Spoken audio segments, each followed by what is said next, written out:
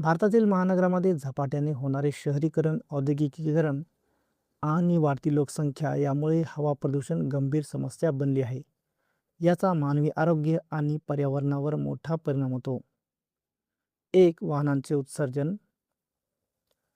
महानगरामध्ये वाहनांची संख्या खूप जास्त असल्याने कार्बन मोनॉक्साईड, नायट्रोजन ऑक्साईड आणि धूर मोठ्या प्रमाणात उत्सर्जित होतो. उदाहरणार्थ दिल्लीमध्ये वाहन धुरामुळे AQI खूप वाढतो.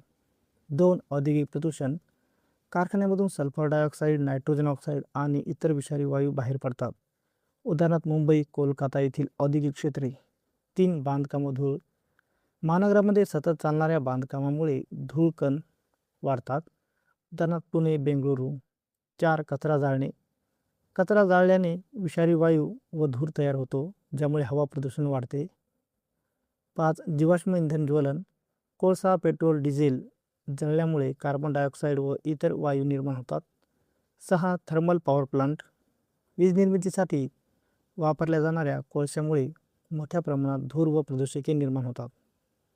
7, शेतीतील अवशेष जाळणे. पंजाब व हरियाणामधील पिकांचे अवशेष जाळल्याने दिल्लीसारख्या शहरात प्रदूषण वाढते. 8, घरगुती स्रोत. लाकूड, कोळसा, गोवऱ्या वापरल्यामुळे घरातील व बाहेरील हवा प्रदूषित होते. निष्कर्ष, महानगरातील हवा प्रदूषण नियंत्रणासाठी कठोर नियम, जनजागृती व पर्यावरणपूरक उपाय आवश्यक आहेत.